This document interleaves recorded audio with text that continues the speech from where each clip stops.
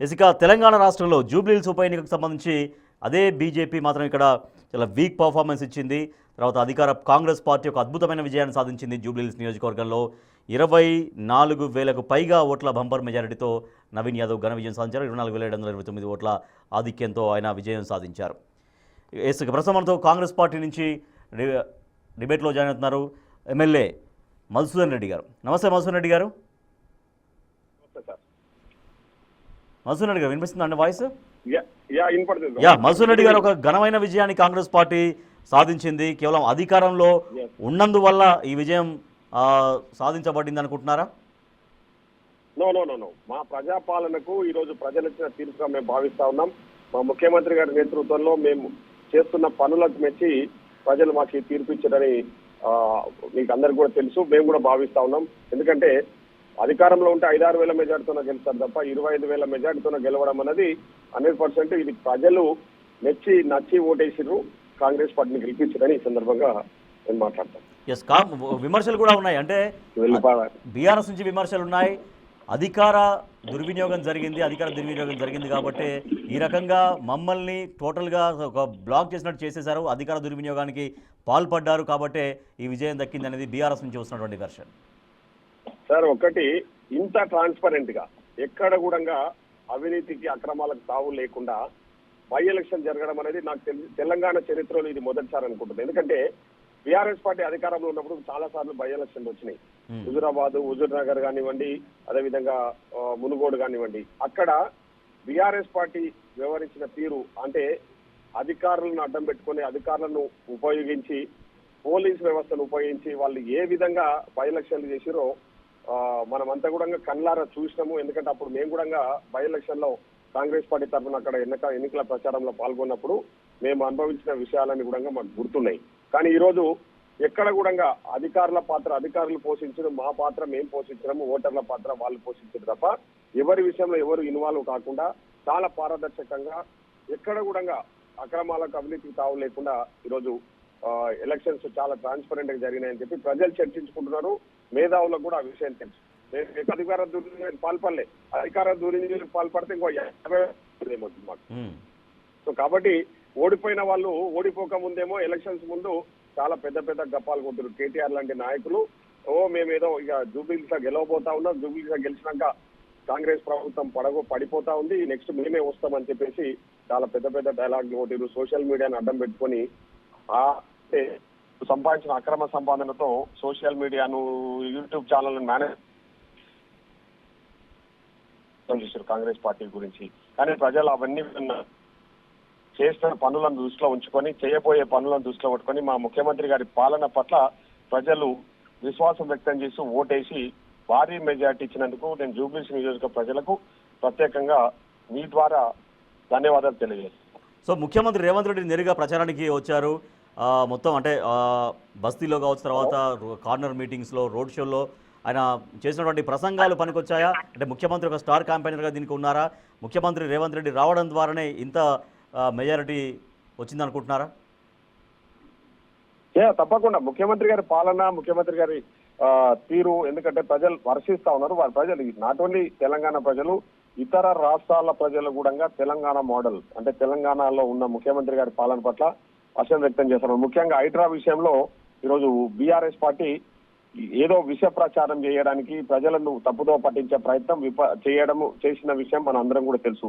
మరీ ముఖ్యంగా కేటీఆర్ లాంటి ఒక వ్యక్తి ఆయనకున్న సోషల్ మీడియా పలుకుబడిని ఉపయోగించి ఒక పవర్ పాయింట్ ప్రజెంటేషన్ పెట్టి హైడ్రా విషయంలో హైడ్రా అనేది ప్రజలకు బుల్డోజర్లు తీసుకొస్తుంది. రేపు కాంగ్రెస్ వస్తే జూబ్లీహిల్స్ లో బుల్డోజర్లు వస్తాయి, మీరు బుల్డోజర్లు కావాలన్నా కారు కావాలని చెప్పేసి ప్రచారం చేసిన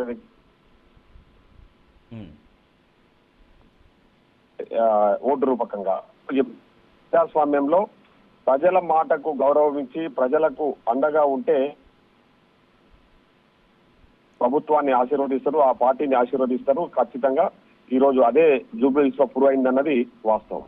రైట్. అంటే మీకు బీజేపీ మొదటి నుంచి అసలు మీకు పోటీ ఇస్తుందని అనుకోలేదా? అంటే బీఆర్ఎస్ మీ ప్రధాన పోటీదారు, బీజేపీ, ఎందుకంటే అక్కడ కేంద్ర మంత్రి స్వయంగా కిషన్ రెడ్డి ప్రాతినిధ్యం వహిస్తున్నటువంటి పార్లమెంట్ నియోజకవర్గంలో అదొకటి నియోజకవర్గం, అసెంబ్లీ నియోజకవర్గం. ఇప్పుడు కాదు, ఎప్పుడు కూడా ఎప్పుడు కూడా మేము బీజేపీని పోటీగా భావించట్లేదు, భవిష్యత్తులో కూడా భావించాం. ఎందుకంటే బీజేపీ అనేది మన ఎంపీ ఎలక్షన్లలో మీరు ఏం జరిగింది, టీఆర్ఎస్ వాళ్ళు వాళ్ళతో కుమ్మక్కు కావడం వల్ల వాళ్ళు 8 ఎంపీ సీట్లు గెలవగలిగారు. అంతే తప్ప వాళ్ళకంత సీన్ లేదు. తెలంగాణ రాష్ట్రంలో ఎంపీలు గెలిచేది, ఎమ్మెల్యేలు గెలిచే సీన్ లేదు.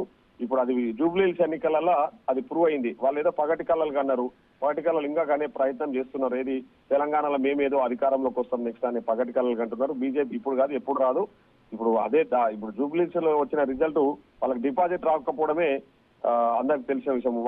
వాళ్ళు కూడా చాలా ప్రయత్నాలు చేశారు. కాంగ్రెస్ టీఆర్ఎస్ పార్టీని సపోర్ట్ చేస్తూ టీఆర్ఎస్ పార్టీకి ఏదో రకంగా ఓటు బ్యాంకు వాళ్ళకి డైవర్ట్ చేసి టీఆర్ఎస్ పార్టీని గెలిపించాలనే ప్రయత్నం చేశారు. కానీ వాళ్ళ పప్పులు ఏమి ఉడకలేదు. ప్రజలు ఈరోజు బీజేపీకి బీఆర్ఎస్ కు వ్యతిరేకంగా కాంగ్రెస్ పార్టీని గెలిపించారు జూబ్లీహిల్స్ లో. ఆ విషయం మనందరికీ తెలుసు. సో ఈ విధంగా ఇది పెద్ద మాకు ఈ ఎలక్షన్ రిజల్ట్స్ మాకు పెద్ద బూస్ట్. రేపు పొద్దున తప్పకుండా రేపు జరగబోయే అన్ని ఏ ఎలక్షన్స్ అయినా local bodies sarpanch, MPTC, ZPTC, municipal ఎలక్షన్లలో 100% కాంగ్రెస్ పార్టీ విజయం సాధిస్తుందని చెప్పేసి ఈ సందర్భంగా ఓకే. మసూర్ గారు మీరు లైన్లోనే ఉండండి. ఆల్రెడీ బీజేపీ నుంచి సుభాష్ గారు ఉన్నారు మనతో. సుభాష్ గారు, ఎప్పుడు అసలు బీజేపీని మేము పోటీదారుగానే భావించలేదు. ఆ 8 ఎమ్మెల్యేలు 8 ఎంపీలు ఏదో రకంగా గెలిచేసారు, అయిపోయింది. తెలంగాణ రాష్ట్రంలో బీజేపీ ఎన్నటికీ అధికారంలోకి వచ్చే ఉద్దేశం అసలు అటువంటి తాటే లేదు. అసలు మాకు బీజేపీ అనేది పోటీదారు కాదు అనేది మాట్లాడుతున్నారు. అంటే అయితే బీఆర్ఎస్ లేదా కాంగ్రెస్ తెలంగాణలో అధికారంలో ఉండేది అంతే అనుకుంటున్నారా మీరు కూడా? ఏదో రకంగా ఎట్లా గెలుస్తారండి? పార్లమెంట్ ఎలక్షన్లో జరిగినప్పుడు మేము బీఆర్ఎస్ సపోర్ట్ ఎందుకు చేసుకుంటాం? బీఆర్ఎస్ మార్కెటింగ్ సపోర్ట్ చేస్తుంది. మాది ఒక జాతీయ పార్టీ. మేము ఏంటంటే ప్రతి ఎలక్షన్లో గెలవాలనుకుంటాం, ఇంక్లూడింగ్ కార్పొరేషన్ ఎన్నికలు. ఇదే మధుసూదన్ రెడ్డి గారు ఆన్సర్ చెప్పాలి. మీరు దుబ్బాకలో కానీ, తర్వాత మునుగోడులో కానీ, హుజూర్ నగర్లో కానీ మీరు పోటీ చేసినప్పుడు మీకు డిపాజిట్ కూడా రాలేదు. ఆ డిపాజిట్ రానంత మాత్రాన మీ పార్టీ పక్కకు పోలేదు, మళ్ళీ మీరు అధికారంలో వచ్చిండ్రు. మీరు అట్లా మీరు అసలు ఏంటంటే జస్ట్ ఏంటంటే ఎందుకు చూస్తారు? మీ ఇదే ఏంటంటే రాహుల్ గాంధీ గారు, మీ కాంగ్రెస్ అధినేత, లీడర్ ఆఫ్ అపోజిషన్ నుండి ఖర్గే గారు, మరి సోనియా గాంధీ గారు, ప్రియాంక గాంధీ గారు ఓట్ చోరీ అని చెప్తే వాళ్ళ బీహార్లో మీరు ఎంఐఎం పార్టీ ఓట్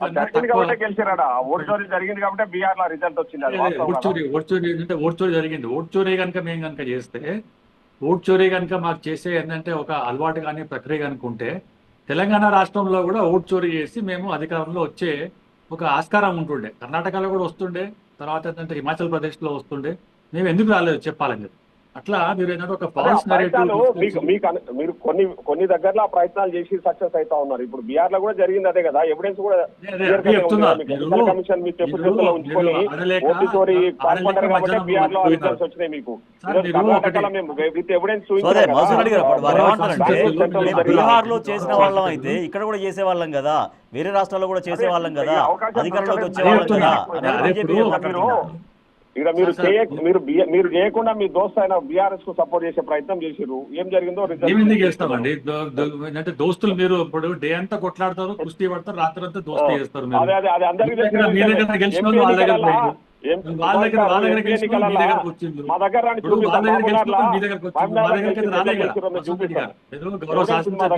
వీడియోలు ఉన్నాయి. నేనేమంటున్నా, ఇదే కనుక మాకు కనుక అలవాటు కనుకుంటే మేము ఇక్కడ తెలంగాణలో అసలు మీకు అసలు డిపాజిట్ కూడా రాకపోతుండే, పార్లమెంట్ లో మీకు ఒక సీట్ కూడా రాకపోతుండే. ఇది తప్పుడు ప్రచారం. అంటే మీరు ఆడలేక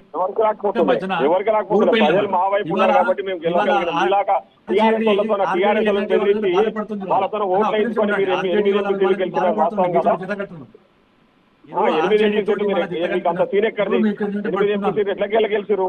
బీఆర్ఎస్ పార్టీ సపోర్ట్ చేసింది కాబట్టి చేస్తున్నారు కాబట్టి వాళ్ళ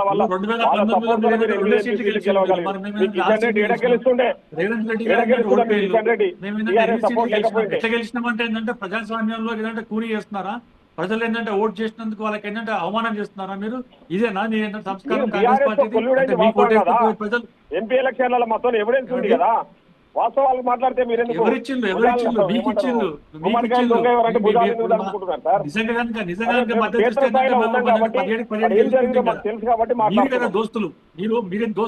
ఒకటి మన సుభాష్ గారు, ఇప్పుడు బీఆర్ఎస్ కి స్టార్ క్యాంపెయినర్ గా కేటీఆర్ ఉన్నారు, చాలా ఎఫర్ట్స్ పెట్టారు. సరే రిజల్ట్ అనేది ఎట్లనే ఉండని చాలా ఎఫర్ట్ పెట్టారు, చాలా గెలుపు కోసం విశ్వ ప్రయత్నాలు చేశారు.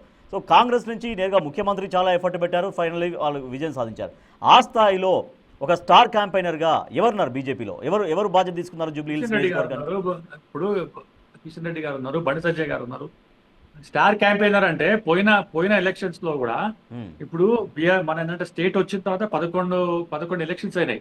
కేసీఆర్ గారు ఎన్నిసార్లు ఏంటంటే స్టార్ క్యాంపెయినర్ గా పోయి ఏంటంటే బై ఎలక్షన్ లో పార్టిసిపేట్ చేస్తున్నారు చెప్పండి. ఎక్కడ లేని విధంగా రేవంత్ రెడ్డి గారు ఈ యొక్క ఎన్నికల్లో తప్పేముంది సార్? అది తప్ప ఒక్క నిమిషం ఉండండి. తప్ప ఒక్క నిమిషం ఉండండి. ఒక నిమిషం మధుసూదన్ రెడ్డి గారు, ఒక నిమిషం. వారు ఏం చెప్తారు? సుభాష్ గారు ఏం మాట్లాడుతున్నారు? మీ దోస్తానికి ఇదే కేసీఆర్ ఎన్కేసుకు రావడమే మీ దోస్తాను. అరే ఇక్కడ పోలేదు చెప్తున్నా. ఒక్క నిమిషం మధుసూదన్ రెడ్డి గారు, ఒక్క నిమిషం. ముఖ్యమంత్రి స్థాయి వ్యక్తి ఎక్కడ కూడా పార్టిసిపేట్ చేయలేదు. రేవంత్ రెడ్డి గారికి ఏంటంటే అధికారం ముప్పు ఉన్నది. ఈ యొక్క ఎన్నికల్లో కనుక ఓడిపోతే ఏంటంటే బీసీ రిజర్వేషన్స్ ఒక రోల్ మోడల్ తెలంగాణ మొత్తం అని చెప్పి ఏదైతే ఎక్కినారో రేవంత్ రెడ్డి గారి ప్రభుత్వాన్ని కాపాడుకుంటేందుకు ఒక్కొక్క డివిజన్ లో ఇద్దరు ఎమ్మెల్యే ఎంపీలను మంత్రులను పెట్టి అంటున్నా. What is the wrong? ఇది ఏమన్నా free and fair election? Madhusudan Reddy గారు ఫ్రీ అండ్ ఫెయిర్ డబ్బులు ఇచ్చారు. మీ దగ్గర అసలు క్యాండిడేట్ లేరు. ఎంఐఎం క్యాండిడేట్ తీసుకొచ్చి ఇవ్వాలంటే మంత్రిని పెట్టినారు. ఇదా ఏంటంటే ప్రజాస్వామ్యం? ప్రజాస్వామ్యంలో ఎన్నికలు జరుగుతాయా? ఎన్నిక ఓడిపోతే కాంగ్రెస్ పార్టీ పోతుందా? నల్గొండ బ్యాచ్ రేవంత్ రెడ్డి గారి మీద తుపాకీ పెడుతున్నారు. మీరు ఇచ్చిన వాగ్దానాలు ఏంటంటే పూర్తి కాలేదు. తెలంగాణ రాష్ట్రంలో అధికారంలో కాంగ్రెస్ పార్టీ ఇవాళ అధికారంలో ఏంటంటే ముప్పు వస్తుందని చెప్పి రేవంత్ రెడ్డి గారు డబ్బులు ఇవాళ ప్రజలు ఇవాళ చూస్తున్నారు. ప్రజలు చూస్తున్నారు. ఇలా ఎన్నికలు ఇట్లా జరిగితే కాంగ్రెస్ పార్టీకి ఇవాళ ఎక్కువ గెలవలేదండి. మీరు బీహార్ లో ఎందుకు గెలవలేదు చెప్పండి. బీజేపీ ఎక్కడ తెలంగాణలో? బీజేపీని ఎవడు బీజేపీ ఎక్కడ ఇదే అన్నారు. పోయినసారి కూడా ఇదే అన్నారు. రేవంత్ రెడ్డి గారు కూడా ఓడిపోయినారు. గుర్తుందా? రేవంత్ రెడ్డి గారు ప్రాతినిధ్యం వహిస్తున్న మల్కాజ్గిరి పార్లమెంట్ లో ఓడిపోయినారు. కామారెడ్డిలో ఓడిపోయినారు. బీజేపీ ఎక్కడ ఉందని చెప్తారండి.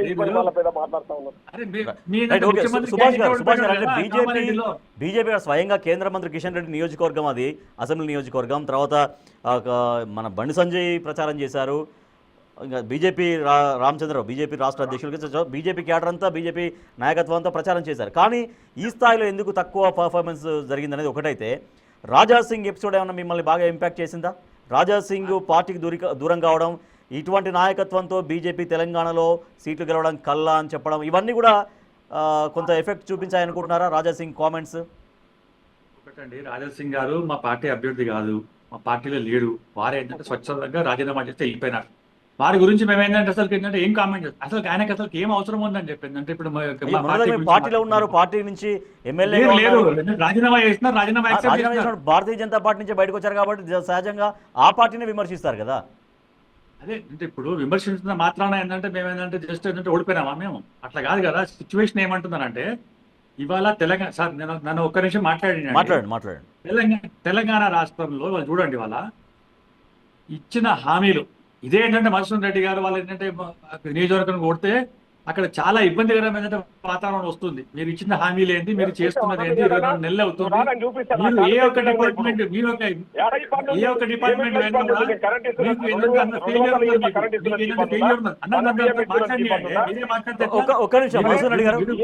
సుభాష్ గారు మాట్లాడిన తర్వాత వారు చెప్తారంట. వారు మాట్లాడిన తర్వాత అప్పుడు మీరు మాట్లాడండి, రియాక్ట్ అవ్వండి. శాసనసభ్యులు గౌరవిస్తున్నాను పెద్దోళ్ళు అని చెప్పి మీరు అట్లా అడ్డం వస్తే నేను కూడా అడ్డం వస్తాను.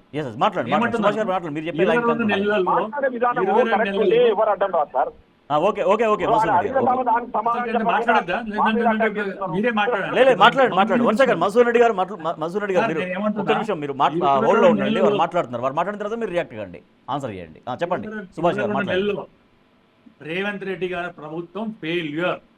మధుసూదన్ రెడ్డి గారు పాపులర్ లీడర్. అటువంటి లీడర్ వాళ్ళ కాన్స్టిట్యున్సీ పోతే కూడా ఇబ్బంది అవుతున్నది. అన్ని కాన్స్టిట్యున్సీలో ఒక్క నిమిషం ఉండనా? అరే ఒక్క నిమిషం, నేనంటే నీ గురించి మంచిగా చెప్తున్నా. ఇబ్బంది అవుతున్నది.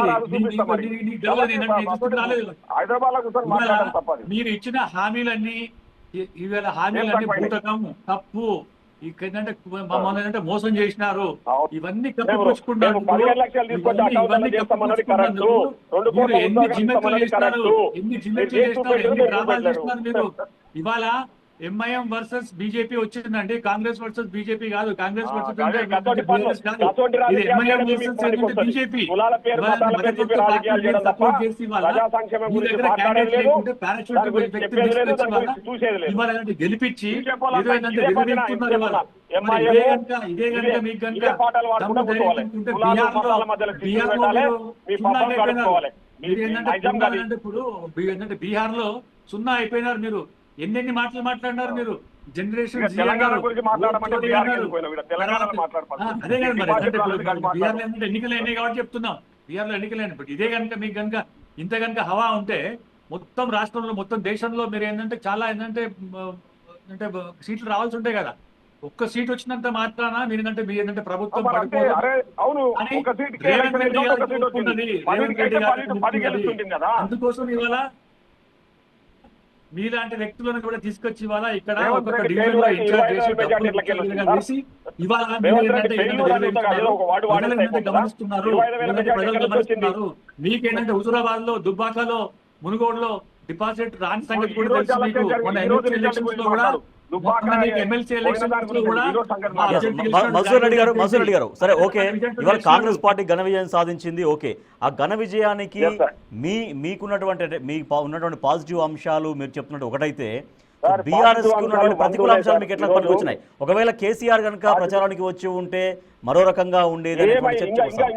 కొంచెం మాకు పెరుగుతుండే మెజార్టీ. కేసీఆర్ లాంటి వచ్చినా ఎట్లా ఎందుకు వచ్చినా, కేసీఆర్ తాత వచ్చినా మాకు ఇంకా మెజార్టీ పెరుగుతున్నా తప్ప ఏం అయ్యేది లేకుండే. ఇప్పుడు కేసీఆర్ చేసిన మోసాలను ఆలోచన చేసే ప్రజలు మాకు ఓటేసారు. బీజేపీ అనేది ఈ రాష్ట్రంలో లేదు కాబట్టి బీజేపీ అనే పార్టీ గురించి ఆలోచన కేటీఆర్ ఒంటరి పోరు చేశారు. ఏంటంటే ఒక్క నిమిషం సుభాష్ గారు, కేటీఆర్ ఒంటరి పోరు చేశారు అంటే కేసీఆర్ రాలేదు, కవిత అప్పటికే బయటకు వెళ్ళారు. వాళ్ళ ఫేక్ సోషల్ మీడియా పనిచేసింది, వాళ్ళ అక్రమ సంపాదన పనిచేసింది, అన్ని చేసినాయి. కానీ అన్ని చేసినా కూడా ప్రజలు ఇచ్చిన తీర్పు ఈరోజు కాంగ్రెస్ వైపు ఉంది. కాంగ్రెస్ ప్రజాపాలన పట్ల, కాంగ్రెస్ ఇచ్చిన 6 గ్యారెంటీల పట్ల ప్రజలు ఆకర్షితులైనరు. వాళ్ళకి స్కీమ్లు అందుతున్నాయి కాబట్టి ఈరోజు బ్రహ్మాండంగా 25,000 మెజార్టీ ఇచ్చారు. బై ఎలక్షన్ 25,000 మెజార్టీ అనేది ఈరోజు ముఖ్యమంత్రి గారు రేవంత్ రెడ్డి 100% సక్సెస్ అయింది. ముఖ్యమంత్రి గారు రేవంత్ రెడ్డి 100% సక్సెస్ అయింది కాబట్టి 25,000 మెజార్టీతోనే మా అభ్యర్థి గెలవగలిగిండాడ. అది చెప్తున్నా. ఇదే నెరేటివ్ తోటి 3 సంవత్సరాలు ఏంటంటే పబ్బం గడుపుకోండి. మీరు ఇచ్చిన హామీలు అన్ని ఏంటంటే ఇబ్బంది అంటే 34 వరకు మేమే ఉంటాం. 2034 వరకు ఇక్కడ కాంగ్రెస్ ప్రభుత్వమే అధికారంలో ఉంటది. రాసి పెట్టుకోండి. మేమేంటంటే 47 వరకు ఏంటంటే కేంద్రంలో అధికారంలో ఉంటాం. 2047 వరకు మేమే కేంద్రంలో భారతీయ జనతా పార్టీ అధికారంలో ఉంటుంది. 2034 వరకు ఈ రాష్ట్రంలో కాంగ్రెస్ ప్రభుత్వమే అధికారంలో ఉంటది. రేవంత్ రెడ్డి గారే ముఖ్యమంత్రిగా ఉంటారు. సో అంటే ఇంకా 2 సార్లు చెప్తారా మీరు? అంటే మధ్య ఇంకొకసారి అనమాట 2029 లో కూడా కాంగ్రెస్ అధికారం అని చెప్తున్నారు. 2047 దాకా మేమే ఉంటాం కేంద్రంలో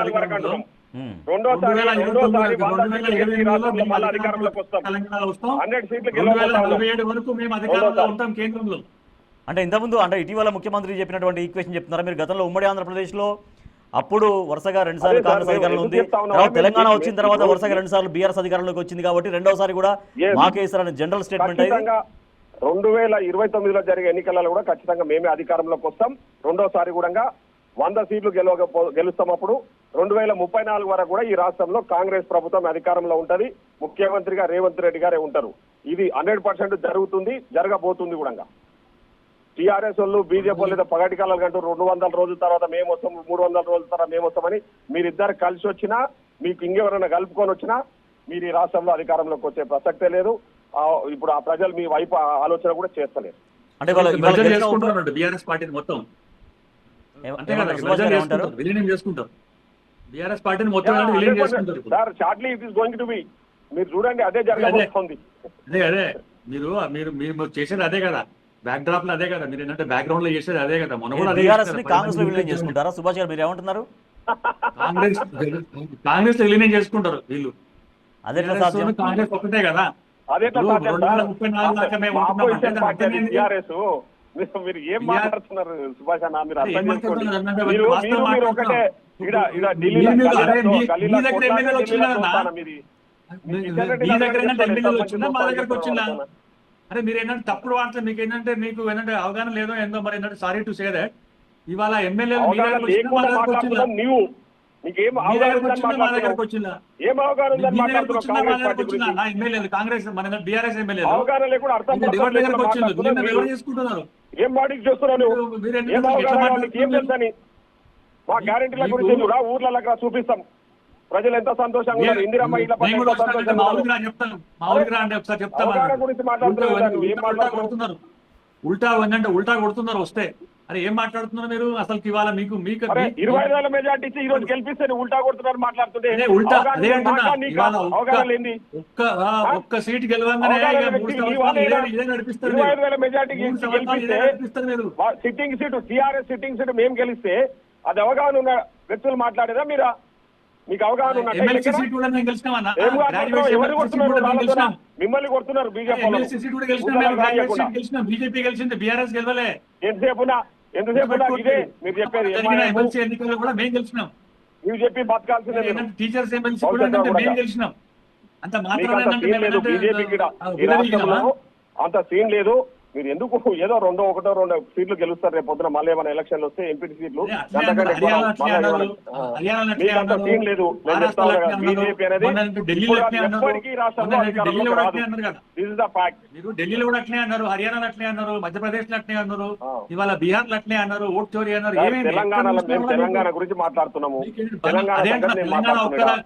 తెలంగాణ గురించి చర్చ నడుస్తుంది. తెలంగాణలో ఈ రోజు జరిగిన బై ఎలక్షన్ రిజల్ట్ గురించి చర్చ నడుస్తుంది. దాని గురించి మాట్లాడకుండా అక్కడ మేము ఏదో చేసినాం అని చెప్పి మసూద్ రెడ్డి గారు అంటే ఎందుకంత నమ్మకంగా చెప్తున్నారు? ఇప్పుడు వాళ్ళు ఒకటే పిలుపునిస్తున్నారు, ఒకటే అప్పీల్ చేస్తున్నారు పబ్లిక్ కి. మేము చేస్తున్నాం కాంగ్రెస్ పని. పరిపాలన, వాళ్ళు బీఆర్ఎస్ ఎందుకు పరిపాలన పిలుపునిస్తున్నారు? చూస్తారు తెలంగాణలో, కాంగ్రెస్ పరిపాలన చూస్తున్నారు, మమ్మల్ని పరిపాలన మా పరిపాలన చూడండి అంటే అఫ్ కోర్స్ జూబ్లీహిల్స్ లో చాలా దారుణమైనటువంటి పరిస్థితిలో ఉంది బీజేపీ, అది వేరే విషయం. కానీ రాబోయే రోజుల్లో ఎప్పుడు బీజేపీకి అలాగే ఉంటాయని ఎట్లా చెప్పగలం? ఒకటినండి, ఒకప్పుడు బీజేపీ 3 సార్లు జూబ్లీహిల్స్ లో గెలిచింది, తర్వాత టీఆర్ఎస్ గెలిచింది. ఈ రోజు బీజేపీకి డిపాజిట్ కూడా లేదంటే ఆలోచన చేయండి.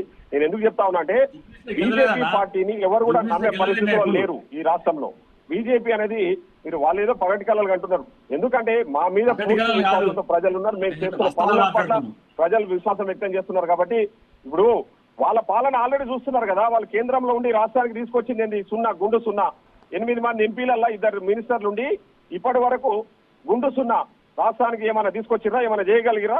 బీజేపీ అధికారంలో వాళ్ళ అధికారాన్ని ఆల్రెడీ తెలంగాణ ప్రజలు చూస్తున్నారు కదా. తెలంగాణ రాష్ట్రంలో మోదీ గారి ప్రభుత్వం మేము అధికారంలో లేకుండా కూడా 12 లక్షల కోట్లు పట్టుకున్నాం గత 10 సంవత్సరాల నుంచి. కాళేశ్వరం మీద సిబిఐకి అప్పచెప్తే మీరు ఎందుకు పట్టించుకోవట్లే? మరి కిషన్ గారు ఏం మాట్లాడిను? 24 అవర్స్ ఎంక్వైరీ చేస్తాము, వాళ్ళ మీద చర్యలు తీసుకుంటామన్న వ్యక్తులు 2 నెలలు అవుతుంది. 2 నెలలు అవుతుంది సిబిఐకి ఇచ్చి. ఏం చేస్తున్నారు మరి? ఎందుకు పట్టించుకోవట్లే?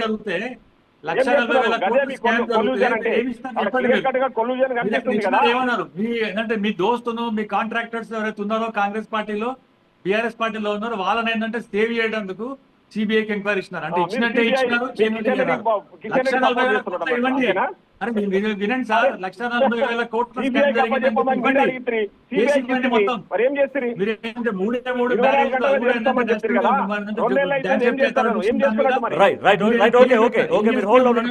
బీఆర్ఎస్ నాయకులు మాజీ ఎమ్మెల్యే బొల్ల మల్ల యాదవ్ గారు మనతో ఫోన్ లైన్ లో జాయిన్ అవుతారు.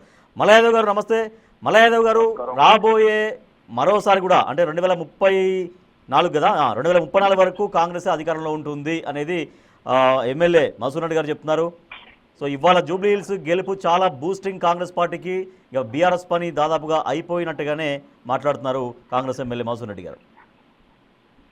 గత అనుభవాలు మర్చిపోయి మాట్లాడితే మేమేం చేయలేము. కాంగ్రెస్ కి 5 మంది శాసనసభ్యులే ఉండే, ఎన్నోసార్లు ఓడిపోయిన దాఖలాలు ఉన్నాయి. 10 సంవత్సరాలలో జరిగిన అనేక సందర్భాలలో గెలిపోవటం వాళ్ళు కూడా చూసింది. 100 సంవత్సరాల కాంగ్రెస్ నేపథ్యంలో చరిత్ర కలిగిన పార్టీలో ఎన్నోసార్లు అధికారానికి దూరమయ్యారు, నామమాత్రమైన సీట్లకు కూడా పరిమితమయ్యారు, కనీసం పోటీ చేయడానికి అభ్యర్థులు ముందుకు రాని పరిస్థితులు కూడా చూసారు. రాజకీయ పార్టీలలో, రాజకీయాలలో ఇవన్నీ సహజంగా జరిగే ప్రక్రియనే. ఒకవేళ నిజంగా ప్రజలు మిమ్మల్ని విశ్వసించి ఓట్లు ఇస్తే మీరే అధికారంలో ఉండొచ్చు, కాదండి. కానీ జూబ్లీహిల్స్ లో జరిగిన ఎన్నికలలో మీరు ఓటేసుకున్నట్టు రేపు రాష్ట్రంలో కూడా అంతటా వేసుకుంటా అంటే 2034 మేమే వేసుకుంటామన్నా, ప్రజలు వేసింది అది మేము వేసుకున్నట్టు. అది నువ్వు మాట్లాడితే ఎందుకే? నువ్వు మాట్లాడేటప్పుడు నువ్వు మాట్లాడేది మేము వేసుకున్నట్టు. నువ్వు మాట్లాడుతున్నప్పుడు నేను మధ్యలో దూరితే బాగుంటది కదా. డిబేట్ అట్లా కాదు, మీరు కొన్ని విషయాలు మాట్లాడేటప్పుడు మీరు వేసుకుంటారు ఏంటి అర్థం? మీరు చెప్పేదే కరెక్ట్ అనుకుంటా. ఇప్పుడు ఇప్పుడు ఒక్కొక్కరిగా మాట్లాడదాం. మధుసూదన్ రెడ్డి గారు ఒక్కొక్కరిగా మాట్లాడదాం. మల్లయ్య గారు ఒక్కొక్కరిగా మాట్లాడదాం. మల్లయ్య గారు ఇప్పుడే లైన్లోకి వచ్చారు కాబట్టి కొంచెం వారు ఏం మాట్లాడతారో పూర్తిగా విన్న తర్వాత రియాక్ట్ అవ్వండి. మాట్లాడండి మల్లయ్య యాదవ్ గారు. జూబ్లీహిల్స్ ఎన్నికలలో రిగ్గింగ్ జరుగుతున్నాయి, దొంగ ఓట్లు, దొంగ ఐడి కార్డులు ఉన్నాయని చెప్పేసి ఎన్నికల సంఘానికి కూడా నివేదించిన తర్వాత పోలీసు వాళ్ళు సినిమా చూసినట్టు చూసిర్రు. పట్టపగులే అగ్రనాయకులందరూ సూట్ కేసులతో డబ్బుల సంతులతో నడిచేసి వీరంగం చేసి ఓటర్లని మార్కెట్లో ఏ రకంగా కొనుగోలు చేసిరో వీడియోలతో సహా మీడియాలో కూడా వచ్చినాయి, టీవీలలో వచ్చినాయి. మేము కూడా సాక్ష్యాధారాలతో ఎన్నికల సంఘానికి కూడా సమర్పించినాం. ఓకే, ప్రజలు నిజంగా ఆదరించి విశ్వసించి వాళ్ళు చేస్తున్న కార్యక్రమాలు, వాళ్ళు చేస్తున్న సంక్షేమ పథకాలు బాగున్నాయని ఆశీర్వదిస్తే ఏమి ఇబ్బంది ఏం లేదు. కానీ ఇక మేము మామూలుగా మా దగ్గర అధికారం ఉంది కదా, మేము శాసిస్తాము, మేమే ఓట్లు వేసుకుంటాము, మేమే అధికారంలో ఉంటాము అని అంటే ప్రజాస్వామ్య కాబట్టి 5 సీట్ల నుంచి 5 సీట్లకే పరిమితమైన అధికారంలోకి వచ్చినప్పుడు మేము రేపు రాము అనేది జ్యోతిష్యం చెప్పలేము. ప్రజలు ఏది కోరుకుంటే అది జరుగుతుంది. ఒక రాజకీయ పార్టీగా ప్రజలకి ఈ రోజు కాంగ్రెస్ వైఫల్యాలని ఎండగట్టడంలో, వాళ్ళకి చేరవేయడంలో, వాళ్ళ పక్షాన మాట్లాడటంలో మా పాత్ర తీసుకొచ్చుకుంటాం.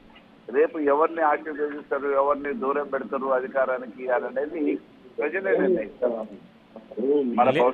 లేదు, జూబ్లీ హిల్స్ లో ఇవాళ ఇచ్చినటువంటి తీర్పే మొత్తం రాష్ట్రం అంతా రిఫ్లెక్ట్ కాబోతుంది. ఇవాళ జూబ్లీ హిల్స్ ఓటరు మూడే ఇవాళ రాష్ట్రం అంతా ఉంది, అన్ని జిల్లాల్లో అన్ని నియోజకవర్గాల్లో ఉంది అనేది కాంగ్రెస్ పార్టీ భావిస్తోంది. మల్లయ్య యాదవ్ గారు, సరే 10 సంవత్సరాలు మేము అనుభవించిన అధికారంలో ఉన్నాము. ఇప్పుడు ఎన్ని సంవత్సరాలు ప్రజలు ఉంచుతారో చూద్దాం భవిష్యత్తులో. ఓకే, ప్రజలే కదా మీకైనా మాకైనా. మిమ్మల్ని ఆదరిస్తారా భవిష్యత్తులో, మమ్మల్ని ఆదరిస్తారా ఏందని అనేది భవిష్యత్తు ప్రజల నుంచి. మధుసూదన్ గారు ఇప్పుడు మాట్లాడండి సార్. ఒకటి మల్లయ్య యాదవ్ గారు మాట్లాడింది నేను ఇప్పుడు విన్నా. ఇప్పుడు వాళ్ళు మాట్లాడే తీరు ఏ విధంగా ఉందంటే దొంగే దొంగ అన్నట్టుగా ఉంది. ఇప్పుడు అధికార దుర్వినియోగానికి పాల్పడ్డారు, ఇంకేదో ఓటర్లను ప్రలోభాలకు గురి చేసిర్రు, లేకుంటే దొంగ ఓట్లు. ఇప్పుడు ఆ విషయాలన్నీ కూడా ఎన్నికల కమిషన్ దృష్టికి వాళ్ళు తీసుకెళ్లిరు. ఎన్నికల కమిషన్ ఎగ్జామిన్ చేసిన తర్వాత ఆ ఎన్నికల్లో ఆ ఓట్లు ఎప్పుడు నమోదైనవి కూడా వాళ్ళకి సమాధానం ఇచ్చారు. సో ఇప్పుడు అది మేమేదో దొంగ ఓట్లు వేసాము. మీరు నిన్నమన్న ఏదో సోషల్ మీడియా ఒక వైరల్ అవుతా ఉంది ఒకటి, దొంగ ఓట్లకు సంబంధించిన హరీష్ రావు గారి ఆడియో లీకేజ్ మీరు అంతా చాలా మంది చూసింటారు. సో ఆ విషయాలన్నీ కూడా ప్రజలకు తెలుసు. వాళ్ళు ఎన్ని ప్రయత్నాలు చేసిరో ఈరోజు వాళ్ళ సిట్టింగ్ సీట్ కాపాడుకోవడానికి అదందరికీ తెలిసిందే. సోషల్ మీడియాను బేస్ చేసుకొని ఎంత తప్పుడు ప్రచారాలు చేసినా ప్రజలు నమ్మలే. సో ఈరోజు కాంగ్రెస్ పార్టీ పట్ల, కాంగ్రెస్ పార్టీ తరఫున నిలబడే అభ్యర్థి పట్ల పూర్తి విశ్వాసం వ్యక్తం చేస్తూ ప్రజలు పెద్ద ఎత్తున ఓటేసి దాదాపు బై ఎలక్షన్లలో ఇంత పెద్ద మెజార్టీ రావడం అనేది ఎక్కడ జరగదు. సో 25,000 మెజార్టీ ఈరోజు ఇచ్చి ప్రజలు తీర్పిచ్చారంటే మా ప్రజాపాలనకు పూర్తి మద్దతు ఈరోజు ప్రజలు తెలుపుతున్నారు అనేది నిదర్శనం. తప్ప జరగబోయే ఏ ఎన్నికలైనా కూడా కాంగ్రెస్ పార్టీ 100%, లోకల్ బాడీ ఎన్నికలను కూడా మేము 100% గెలవబోతా ఉన్నాం. సో కాబట్టి వాళ్ళు ఏదైతే ఆరోపణ చేస్తున్నారో అది 100% అవాస్తవాలన్నది అందరికీ తెలిసిన విషయం. వాళ్ళు ఇప్పుడు ఎన్నికల ప్రచారంలో ఒక మాట, ఇప్పుడు ఇంకో మాట మాట్లాడుతారు. ఎందుకంటే ఓడిపోయారు కాబట్టి ఈ విధంగా మా మీద నెపం పెట్టే ప్రయత్నం చేస్తా ఉన్నారు. మేమేదో రిగ్గింగ్ ఎట్లా చేస్తారు సార్? అది ఈవీఎంలు ఉన్న కాడ రిగ్గింగ్ జరిగే అవకాశం ఉంటుందా? అదే మధుసూదన్ గారు, ఒకవేళ ఎంఐఎం కనుక పోటీలో ఉండి ఉంటే ఏమంటారు? ఎంఐఎం కనుక పోటీలో ఉండి ఉంటే ఏమైతుండే? ఎంఐఎం ఉన్నా ఎవరున్నా ఏమైతుండే? మేము ఎంఐఎం అని వద్దని చెప్పలేదే. ఇప్పుడు ఎంఐఎం పోటీలో ఉన్నా ఎవరు పోటీలో ఉన్నా 100% వస్తుండే ఆడ ఇదే రిజల్ట్ వస్తూ ఉండే. దాంట్లో వేరే ఆలోచన ఏముంటది? ఇప్పుడు వాళ్ళు బై ఎలక్షన్లు చేసినప్పుడు మీరు చూసింటారు. కేసీఆర్ గారు అధికారంలో ఉన్నప్పుడు ఏ విధంగా బై ఎలక్షన్లు చేసారు? మొత్తం పూర్తి వ్యవస్థను, పోలీస్ వ్యవస్థను తర్వాత అధికార క్షమించాలి, యంత్రాంగాన్ని నేను వాళ్ళ చెప్పు వేరే చేతుల్లో వేరే ఉంచుకొని ఛానల్కి ఏ వెళ్ళాలి, వేరే విధంగా మీటింగ్ అధికార ఉంది. దుర్వినియోగానికి పాల్పడ్డారో మనం సుభాష్ గారు, సుభాష్ గారు, వాళ్ళు డబ్బులు తరలించిన విషయం కూడా మన అందరికి తెలుసు. కానీ మేము ఆ విధంగా చేయలేదే. చాలా ట్రాన్స్పరెంట్ గా మేము ఎన్నికలు చేసినాం. తెలుసు మీరు వేరే మీటింగ్ ఉందండి, ఎక్కడ నేను చిన్న వెళ్తున్నాను. రైట్, ఓకే ఓకే అవకాశం సుభాష్ గారు, లేకుండా థ్యాంక్ యూ. మీరు రిలీవ్ అవ్వండి. మాట్లాడండి మీరు, మసూర్ రెడ్డి గారు. ఎస్, చిన్న ఇష్యూ కూడా అవకాశం లేకుండా చాలా ట్రాన్స్పరెంట్ గా అధికారుల పాత్ర అధికారులు పోషించరు, మా పాత్ర మేము పోషించడము. మేము అందరము, మా ముఖ్యమంత్రి గారు, మంత్రులము, ఎమ్మెల్యేలము, మేము అన్ని డివిజన్లలో ఇన్ఛార్జీలను వేసుకొని మేము ఎన్నికలలో ప్రజలకు మేము చేసిన పని గురించి చెప్పినాం. కాబట్టి వాళ్ళు మేము చేస్తున్న పని వాళ్ళకి నచ్చింది. కాబట్టి ఈరోజు మేము ఇస్తున్న స్కీమ్స్ వాళ్ళకి అందుతున్నాయి. కాబట్టి మేము ఈరోజు 25,000 మెజార్టీతో గెలవగలిగినాం. 15 సంవత్సరాలుగా ఆ సీటు వాళ్ళ టీఆర్ఎస్ చేతుల్లోనే ఉంది. వాళ్ళ పార్టీకి సంబంధించిన ఎమ్మెల్యేనే ఉన్నాడు. అభివృద్ధి అంటే సిట్టింగ్ స్థానాన్ని వరుసగా కోల్పోతుంది బీఆర్ఎస్. అది అంటే ఆ సభ్యుల మరణం ద్వారా వచ్చినప్పటికీ కూడా ఆ సిట్టింగ్ స్థానాన్ని కాపాడుకోవడంలో ఎఫర్ట్స్ అయితే పెడుతుంది బీఆర్ఎస్. కంటోన్మెంట్లో కూడా ఫుల్ ఎఫర్ట్స్ పెట్టారు, ఇప్పుడు ఫుల్ ఎఫర్ట్స్ పెట్టారు. కానీ ఎందుకో సిట్టింగ్ స్థానాలు మళ్ళీ మీరు నిలబెట్టుకోవడంలో ఎక్కడో వైఫల్యం జరుగుతుందని. ఆ వైఫల్యం అనేది ఎక్కడ జరుగుతుంది? మొన్న సాధారణ ఎన్నికలప్పుడు జరిగినట్టు ఫ్రీ అండ్ ఫెయిర్ ఎలక్షన్ జరిగితే ఇప్పుడు కూడా గెలుపు మాదే. ఎన్నికల కంటే 2 రోజుల ముందు వరకు కూడా అనేక సర్వే సంస్థలు గెలుపు బీఆర్ఎస్ అని చెప్పారు. 2 రోజులలో పోల్ మేనేజ్మెంట్ డబ్బు ప్రవాహంతో మార్చడానికి వాళ్ళు చేయాల్సిన ప్రతి ప్రయత్నాలు చేశారు. దొంగ ఓట్లను తీసుకొచ్చే ప్రయత్నంలో వాళ్ళు విజయవంతమయ్యారు. అయినా ఇది ప్రజా తీర్పుగా వాళ్ళు భావిస్తున్నారు. మేము కూడా ఆ తీర్పుని గౌరవిస్తున్నాం. రేపు రానున్న భవిష్యత్తులో ఎవరు తలరాత్రైనా మార్చేది ప్రజలే. కాబట్టి అధికారం ఎవరికి ఇస్తారు ఏంటి అనేది భవిష్యత్తు వాళ్ళే నిర్ణయిస్తారు. కానీ మీరు ఇచ్చిన హామీలు నెరవేర్చే ప్రయత్నంలో మీరు చేయండి. మీరు ఎప్పుడైతే విఫలమవుతారో ఆ విషయాన్ని ప్రజలకు చేరవేయడంలో మా బాధ్యత. సో అప్పటికే హామీలు విఫలమయ్యాయనే కదా మీరు లైన్ తీసుకున్నారు. జూబ్లీ హిల్స్లో అదే ప్రచారం చేశారు, బాకీ కార్డ్స్ ఇచ్చారు. తర్వాత ఎక్కడెక్కడ ఎటువంటి హామీలు ఉన్నాయి, ఆ హామీలు ఎందుకు అమలు కాలేదని పైన చాలా ఎఫర్ట్ పెట్టారు. కేటీఆర్ గారి రోడ్ షోలకు కానీ జనసందోహం కూడా చాలా విపరీతంగా తరలి వచ్చారు. ఆల్రెడీ మీరు ఆ పని చేశారు జూబ్లీ హిల్స్లో. అంటే ఇంకా కాంగ్రెస్ వాళ్ళ మాయమాటలలో, రేవంత్ రెడ్డి గారి మాయమాటలలో ఇంకా చేరుకోలేకపోతున్నారని చెప్పేసి భావిస్తాం. మేము చైతన్యపరచడంలో ఇంకా వేరే మా ప్రయత్నాలు ఇంకా ఉధృతం చేయాల్సిన బాధ్యత ఉందనేది మా బాధ్యతని నేను గుర్తు చేసుకుంటాం. చెప్పటంలో ఇంకా మేము చెప్పాల్సిన బాధ్యత. మాయ మాటలు మావ్యా వాళ్ళవే అనేది ఈరోజు ఇచ్చిన తీర్పే నిదర్శనం. వాళ్ళు ఎన్ని ప్రయత్నాలు చేయాలో అన్ని ప్రయత్నాలు చేశారు. సోషల్ మీడియాను, తర్వాత పెయిడ్ ఆర్టిస్టులను, తర్వాత వాళ్ళు యూట్యూబ్ ఛానళ్లను ఏ రకంగా వాడుకున్నారో మీకు అందరికి కూడా తెలిసిందే. వాళ్ళు అడ్డగోలిగా అంటే అసత్య ప్రచారాలు, విష ప్రచారాలు, ప్రభుత్వం మీద నిందలు, మా ముఖ్యమంత్రి గారి మీద నిందలు ఎన్ని చేయాలో వాళ్ళు అన్ని ప్రయత్నాలు చేసినా కూడా వాళ్ళు, ఎందుకంటే వాళ్ళు చేసిన మోసాలు ఒకటి కాదు 100 ఉన్నాయి. కాబట్టి 1000 కోట్ల అవినీతికి పాల్పడ్డారు. కాబట్టి వాళ్ళని ఎట్టి పరిస్థితుల్లో కూడా వాళ్ళ పట్ల ఆలోచన కూడా చేస్తలేరు. వాళ్ళకి ఏ అవకాశం ఇవ్వాలన్నా కూడా వాళ్ళు ప్రజలు ఈరోజు వాళ్ళ తరఫున లేరన్నది ఈరోజు జూబ్లీహిల్స్ ఎన్నికలే క్లియర్ కట్ గా తెలిసిపోయింది. ఎందుకంటే మేము అదే చెప్తాము కదా సార్, మేము ధైర్యంగా మా ముఖ్యమంత్రి గారు వచ్చి ప్రజలకు వచ్చి ప్రచారం చేసినట్టు ఏంది, మేము పని చేసినాం కాబట్టి చెప్పుకుంటా ఉన్నాం. తప్పేముంది అందులో? ఈ 2 years లో మేము చేసిన అభివృద్ధి ఏంది, మేము ఇచ్చిన స్కీమ్స్ ఏందో ఆ స్కీమ్స్ అన్ని కూడా వాళ్ళు 10 ఏళ్లలో ఏం చేయగలిగినారు, మేము ఈ 2 years లో ఏం చేయగలిగినామో మేము ప్రజలకు చెప్పినాము. ప్రజలు తీర్పిచ్చారు. ఈరోజు అది మళ్ళీ కేటీఆర్ ఒక్కరే అయిపోయారని అనిపిస్తుంది మీకు? ఎందుకంటే కేసీఆర్ ప్రచారానికి రాలేదు, హరీష్ రావు వాళ్ళ ఫాదర్ అప్పుడే చనిపోయిన తోటి ఆయన ప్రచారానికి దూరం కావడం కావచ్చు. తర్వాత కవిత ఆల్రెడీ బయటికి వెళ్ళిపోయారు అప్పటికే పార్టీ నుంచి. సో కేటీఆర్ ఒక్కరే కావడం వల్ల ఇటువంటి ఫలితం వచ్చిందా మీకేమైనా బీఆర్ఎస్కి? అట్లా మేము భావించట్లేదు. ప్రచారం ఒక పార్టీగా మా నాయకత్వం అంతా కూడా చేసింది. కేటీఆర్ గారు కేంద్ర బిందువుగా ర్యాలీ కార్యక్రమాలు కానీ ప్రజలకు సంబంధించిన మీటింగ్స్ కానీ వాళ్ళు నిర్వహించింది. ఏది ఏమైనా ఈరోజు అధికారాన్ని వాళ్ళు వినియోగించుకొని, పోలీసు యంత్రాంగాన్ని వినియోగించుకొని కార్యకర్తల్ని భయభ్రాంతం చేసి అనేక రకమైన, ఇప్పుడు మొన్న మనం పులివెందుల ఎన్నికలు చూసాం. మహాకూటమి అభ్యర్థిని ఏ రకంగా జెడ్పీటీసీ స్థానాన్ని గెలిపించుకున్నారు. అక్కడ కంచుకోట అయిన వైఎస్ఆర్సీపీని ఏ రకంగా ఎన్ని ఓట్లకు పరిమితం చేశారు. అదే రకమైంది ఇక్కడ పునరావృతం అయింది. ఇవి ఎన్నో రోజులు జరగవు. ఈ ఎన్ని రోజులు కొనసాగించడానికి అవకాశం ఉండదు. కాబట్టి ఒక ఎన్నిక, ఉప ఎన్నిక, దాంట్లో వాళ్ళకి ఇప్పుడు అధికార యంత్రాంగాన్ని ఉపయోగించుకోగలిగారు. వాళ్ళకున్న అన్ని శస్త్రాలని వినియోగించుకొని రిగ్గింగ్ పాల్పడి గెలిచేది. అయినా మేము ప్రజా తీర్పుగానే భావిస్తున్నాం. డెఫినెట్ గా రేపు రానున్న భవిష్యత్తులో ప్రజలకు ఇచ్చిన హామీలు నెరవేర్చే విషయంలో వైఫల్యం చెందిన వాటి మీద మా పోరాటం మేము కొనసాగిస్తాం. ప్రజలు ఎవరు ఆశీర్వదించారు. ఓకే, అయితే ఒక మాట కూడా వినిపిస్తుంది. విశ్లేషకులకు చెప్తున్న మాట ఏంటంటే, సరే కేసీఆర్ నేరుగా ప్రచారానికి రాకపోయినా కూడా ఒక వీడియో రిలీజ్ చేయడమో లేదంటే ఒక ప్రెస్ మీట్ లాగా అడ్రస్ చేసి అక్కడ మీడియా ముఖంగానైనా అప్పీల్ చేస్తే బాగుండేదేమో, బీఆర్ఎస్కు ఎంతో కొంత కలిసి వచ్చేదేమో అన్నటువంటి ఒపీనియన్ కూడా వ్యక్తమవుతోంది. సరే, ఒక ఓటమి జరిగినప్పుడు దాని మీద భిన్నాభిప్రాయాలు వస్తూనే ఉంటాయి. చాలా మంది సలహాలు ఇస్తారు. తప్పకుండా ఆ సలహాలను కూడా పరిగణలోకి తీసుకోవాల్సిన అవసరం ఉందేమో.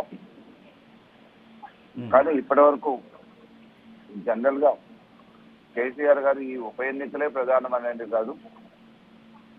సాధారణంగా జరిగే ఈ ఎన్నికలలో ప్రజలు ఎవరికి తీర్పిస్తే వాళ్ళకి తీర్పిస్తారు. మన ప్రయత్నం మనం చేద్దామని చెప్పేసి మాకు దిశానిర్దేశం చేయడం జరిగింది.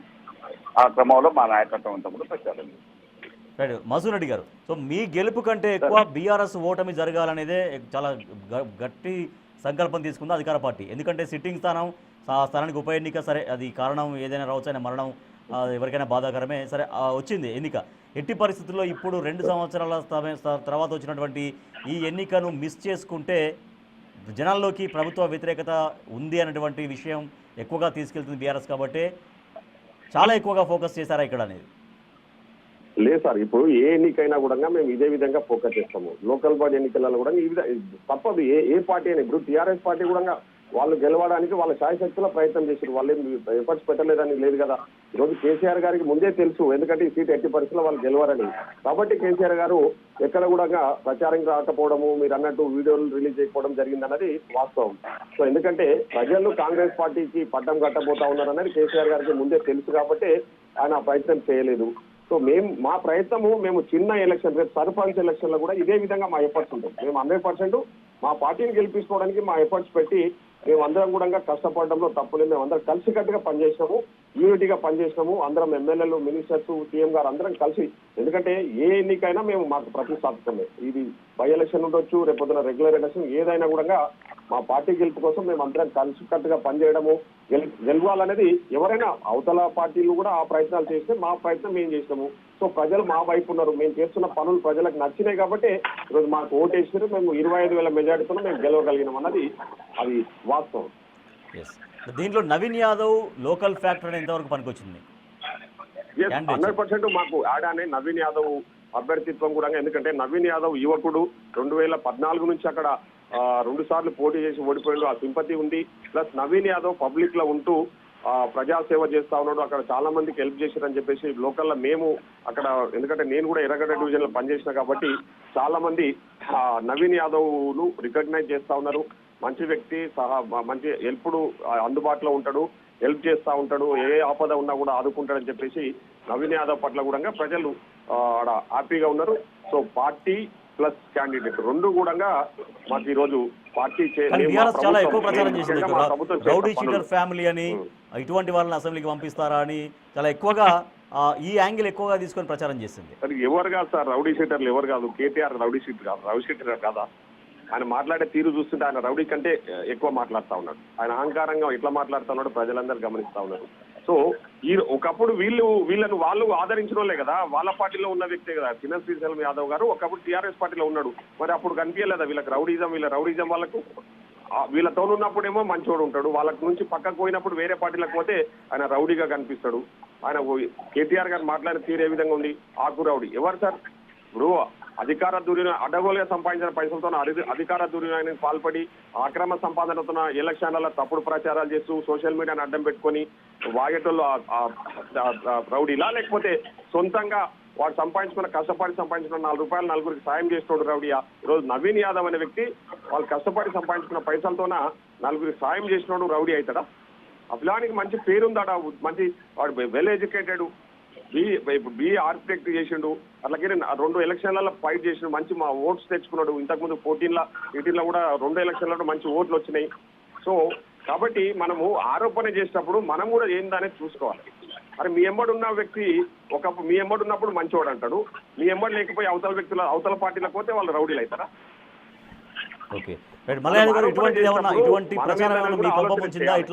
ఇట్లా అనడం పదే అనడం ఏమంటున్నా సార్ అంటే ఫైనల్ గా ఒకటి వాళ్ళు ఎన్ని ప్రయత్నాలు బీఆర్ఎస్ పార్టీ ఎన్ని ప్రయత్నాలు చేయాలో అన్ని ప్రయత్నాలు చేసిరు, ఎంత విష ప్రచారం చేయాలో అంత విష ప్రచారం చేసిరు. అయినా కూడా వాళ్ళను నమ్మే పరిస్థితులలో లేరు. ఎందుకంటే వాళ్ళ 10 years లో అంత పెద్ద ఎత్తున అధికార దుర్వినియోగానికి అవినీతికి పాల్పడ్డారు కాబట్టి వాళ్ళ చరిత్ర మొత్తం ప్రజలకు తెలుసు కాబట్టి ఈరోజు వాళ్ళని నమ్మే పరిస్థితుల్లో లేరన్నది అందరికీ తెలిసిన విషయం. మలయాళి గారు ఇటువంటి అంటే బాగా వ్యక్తిత్వం దాన్ని ఏమంటారు పర్సనల్ గా అటాక్ చేయడం అనేది ఏమన్నా బీఆర్ఎస్ కొంప ముంచింది అనుకుంటున్నారు? అదొకటి అయితే ఎలక్షన్ రిజల్ట్ వచ్చిన తర్వాత కవిత నుంచి ఒక ట్వీట్ వచ్చింది, అంటే ఒక పోస్ట్ వచ్చింది, కర్మ హిట్స్ బ్యాక్ అంటూ.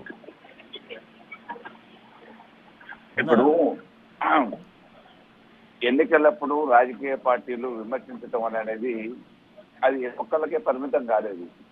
గోపీనాథ్ గారి కుటుంబాన్ని కూడా నడి వీధుల్లోకి తీసుకొచ్చి వాళ్ళ తల్లితోని పెద్ద భార్య అని చెప్పేసి పిల్లలతోని ప్రెస్ మీట్లు పెట్టించిన కాంగ్రెస్ పార్టీ అనుభవాలను కూడా చూస్తాం. కాబట్టి ఆరోపణలు ప్రత్యారోపణలు సహజంగా ఎన్నికలప్పుడు జరుగుతూనే ఉంటాయి. ఆ క్రమంలో వాళ్ళనేది వాళ్ళన్నారు, మేము అనేది మేము అన్నాం. అంటే కవిత గారు ఓవరాల్ గా ప్రజలకు ఇవన్నీ అవసరం లేదు కదా. అభివృద్ధి చేసే పార్టీ కావాలి, అభివృద్ధి చేస్తారనే అభిప్రాయం ఉండాలి. వాళ్ళు నమ్మిదేమో వీళ్ళు నమ్మించేదేమో. ఓకే, మా ప్రయత్నం మేము చేస్తాం. కాంగ్రెస్ ఆల్రెడీ 2 సంవత్సరాల క్రితం గెలిచి అధికారంలోకి వచ్చిన తర్వాత నెరవేరుస్తా అన్న ఏ ఒక్క హామీ నెరవేర్చలేదు. ఇప్పటికన్నా ఆలోచించండి అని చెప్పినాం.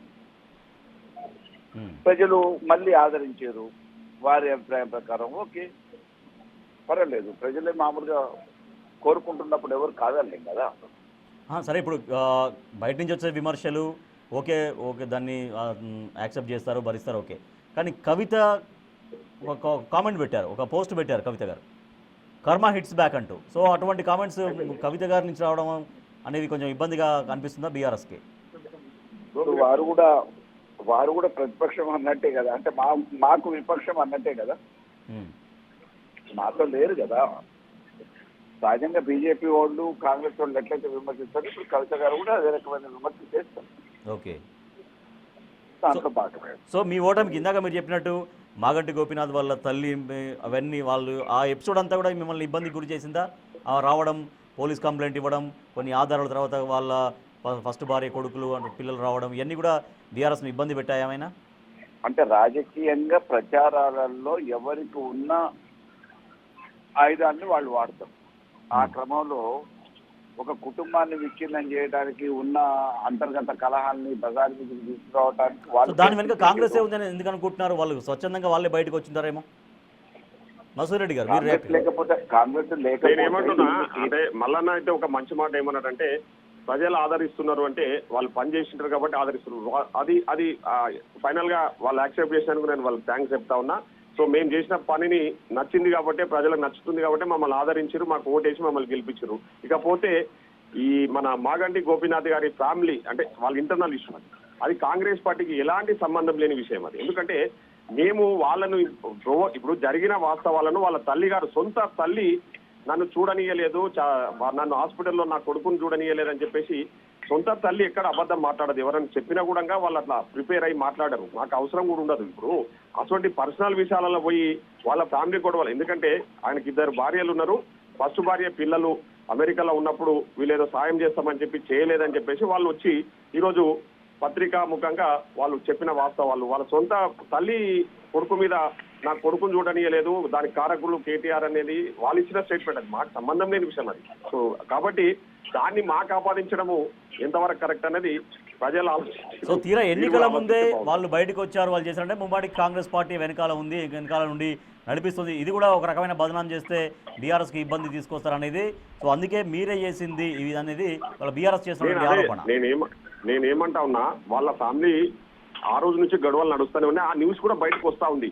ఎందుకంటే ఆయన చనిపోయింది అప్పుడే 3 రోజుల ముందే చనిపోయిండు, కేటీఆర్ వచ్చే వరకు ఆపిరు అన్నది అప్పుడే ఒక పుకారు వచ్చింది, అంటే ఒక బయటికి వచ్చింది అప్పుడే.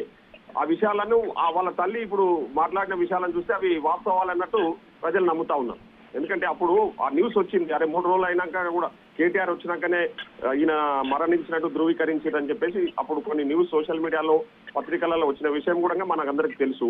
సో దాన్ని ఉటంకిస్తూ వాళ్ళ మదర్ మాట్లాడింది చూస్తే దీన్ని కొరాబరేట్ చేస్తే అది జరిగిండొచ్చేమో అని ప్రజలు భావించవచ్చు తప్ప దానికి కాంగ్రెస్ పార్టీకి ఏం సంబంధం సార్? అసలు విషయాలు కాంగ్రెస్ పార్టీకి ఒక చరిత్ర ఉంది. ఆ కాంగ్రెస్ పార్టీ గురించి తెలిసిన వ్యక్తులు ఎవరు ఆ విధంగా మాట్లాడరు. ఎందుకంటే మాకు ఆ చిన్న చిన్న విషయాలలో ఫ్యామిలీ గొడవలలో పోయి మేము చేయాల్సిన అవసరం లేదు. ఈరోజు మా పట్ల విశ్వాసం ప్రజలు వ్యక్తం చేసి మమ్మల్ని గెలిపించదన్నది అందరికి తెలిసిన విషయము. మా టీమ్స్ అన్ని కూడా ప్రజలకు చేరుతా ఉన్నాయి, వాళ్ళు దాని పట్ల సంతోషం వ్యక్తం చేస్తా ఉన్నారు. సో ఇంకా ముందు కూడా ఇంకా చేయాల్సినవి కూడా ఉన్నాయి, తప్పకుండా చేస్తామని మా ముఖ్యమంత్రి గారు బాటంగా చెప్పిన విషయం కూడా ఈ సందర్భంగా నేను గుర్తు చేస్తాను. మల్లయ్య గారు, ఈ రిజల్ట్ నిరుత్సాహపరిచిందా, నిరాశపరిచిందా? ఎందుకంటే ఒక క్యాడర్, ఒక లీడర్ లెవెల్లో ఓకే బాగానే ఉంటుంది, దాన్ని యాక్సెప్ట్ చేయగలుగుతారు, తిరిగి నిలబడగలుగుతారు. కానీ చాలా రోజుల నుంచి వరుస ఓటములకు గురవుతుంటే కార్యకర్తలు, బీఆర్ఎస్ కార్యకర్తలు చాలా ఇబ్బందికి గురట్లేదు, నిరాశకు గురి కావట్లేరా? సో మీలాంటి వాళ్ళందరూ వాళ్ళని మళ్ళీ తిరిగి నిలబెట్టే దానికి ప్రోగ్రామ్ తీసుకుంటారా? ఎటువంటి ప్రోగ్రామ్స్ తీసుకుంటారు? ఇంకా మరింత బలంగా పుంజుకొని అంతర్మదనం చేసుకొని ప్రజలకు చేరువయ్యి పనిచేయాలనే ఒక విషయాన్ని గుర్తు చేసింది ఓటమి. ఇబ్బంది ఏం లేదు, ఎందుకంటే తెలంగాణ ఉద్యమం నుంచి మొదలైన పార్టీ అధికారం 10 సంవత్సరాలు అనుభవించిన తర్వాత డెఫినెట్ గా ప్రజలకు చేయాల్సింది చేసిన తర్వాత ఈ రోజు అధికారం కోల్పోయినా మళ్ళీ రేపు తప్పకుండా ప్రజల కోసం, తెలంగాణ ప్రజల కోసం, తెలంగాణ కోసం, వాళ్ళ ప్రయోజనాల కోసం పోరాడే పార్టీగా ఎప్పుడు నిరంతరం ప్రజల మధ్యలో ఉంటుంది. ఈ గెలుపోవటంలో సహజంగానే మేము భావిస్తాము. డెఫినెట్ గా మాకు ఇది ఇంకొక బలాన్ని చేకూర్చింది. వాస్తవానికి ఇంకా రెట్టింపు ఉత్సాహంతో పనిచేయడానికి, మేము ఇంకా ప్రజలలో చొచ్చుకుపోవటానికి ఇది ఒక ఉదాహరణ. Okay, concluding words Madhusudan Reddy గారు.